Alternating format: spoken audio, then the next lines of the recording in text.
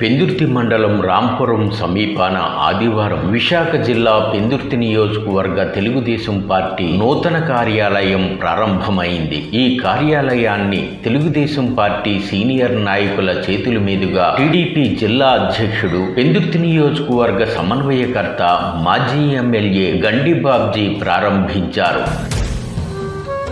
జిల్లా పరిషత్ మాజీ floor leader Reddy Narayanarao, GVMC TDP floor leader Peela Srinivasarao, కార్పొరేటర్లు సేనాపతి వసంత శంకర్రావు, బల్ల శ్రీనివాసరావు, రాపర్తి కన్నా, మొల్లి ముత్యాల నాయుడు, సీనియర్ నాయకుడు భరణికాన బాబురావు, పెందుర్తి నియోజకవర్గ నాయకుడు గండి వంశీదీప్తో పాటు నియోజకవర్గంలో అనేక మంది సీనియర్ నాయకులు, ప్రజాప్రతినిధులు, మాజీ ప్రజాప్రతినిధులు, సీనియర్ కార్యకర్తలు గండి బాబ్జీకి శుభాకాంక్షలు తెలిపారు. బ్రాహ్మణ కార్పొరేషన్ మాజీ చైర్మన్ సుధాకర్, భరత్ తదితర నాయకులు విచ్చేశారు. ఈ సందర్భంగా గండి బాబ్జీ పార్టీ శ్రేణులు నాయకులను ఉద్దేశించి మాట్లాడారు. యువతకు రాబోయే రోజులు ఆశాజనకంగా ఉంటాయని చెప్పారు. ఉపాధి అవకాశాల కోసం బట్టి చదువులు చదవకుండా కమ్యూనికేషన్ స్కిల్స్ పెంచుకోవాలని యువతకు ఆయన సూచించారు. కూటమి ప్రభుత్వం ఇచ్చిన హామీలన్నీ నెరవేరుతాయని గండి బాబ్జీ స్పష్టం చేశారు. వైఎస్ఆర్సీపీ అధికారంలో ఉన్నప్పుడు పేదల పింఛను పెంపు హామీ అమలు చేయడానికి 5 ఏళ్ల పాటు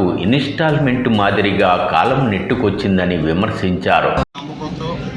ఈ ఉమ్మడి ప్రభుత్వం మీద పెట్టిన బాధ్యతను చంద్రబాబు నాయుడు గారు పూర్తిగా తప్పకుండా అమలు చేస్తానని చెప్పి ఎన్నో సందర్భాల్లో చూసాం. నిన్న కూడా అసెంబ్లీలో ఆయన మాట్లాడుకోవచ్చు. 2-3 కంపెనీలు ఆఫర్ ఇచ్చాయి. అవి కూడా రేపు త్వరలోనే ప్రారంభిస్తానని చెప్పారు.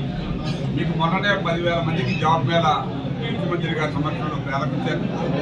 అందులో సుమారు దగ్గర ఒక 2-3 వేల మందికి ఎంప్లాయ్మెంట్ దొరికింది. ముఖ్యంగా మీకు కోరేది యువతను ఒకటే, మీ స్కిల్స్ డెవలప్ తీసుకోండి. స్కిల్ లేకపోతే ఎవరు కూడా ఎంప్లాయ్మెంట్ ఇవ్వాలన్నా కూడా కష్టం. కాబట్టి మీరు ఉద్యోగం చదివించుకున్నాం, మా ఉద్యోగం కావాలంటే చాలా కష్టం. ఈ రోజుల్లో చదువుని బట్టి పట్టకల్లా జస్ట్ ఎలా మాట్లాడాలి, ఎలా ఎక్స్ప్రెస్ చేయాలి, ఇవి నేర్చుకుంటే డెఫినెట్గా ఐటీ కంపెనీలు మిమ్మల్ని ఆహ్వానిస్తాయి.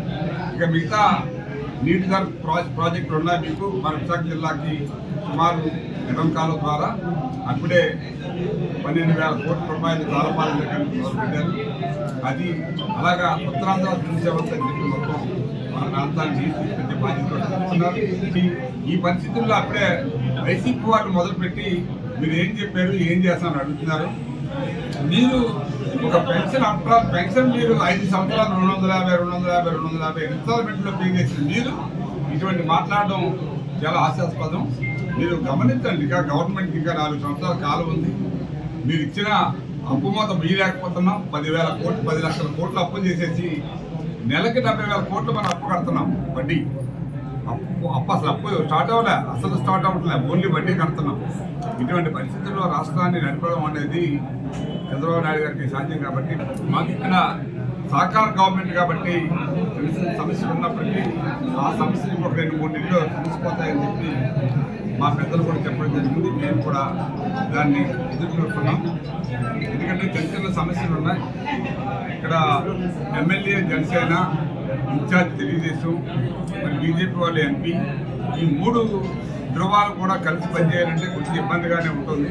ఏమైనప్పటికీ ఇవన్నీ కూడా సర్దుకుంటాయని చెప్పి మీ ద్వారా తెలియజేస్తూ రాబోయే రోజుల్లో తప్పనిసరిగా ఈ ప్రాంతాన్ని అభివృద్ధి చేయడానికి బంధపూర్తి చేస్తామని చెప్పి చేస్తూ మన విశాఖపట్నం మెట్రో కూడా ప్రారంభిస్తారు. త్వరలోనే ఆ మెట్రో ప్రాజెక్ట్ కూడా detail project central government submit చేశారు.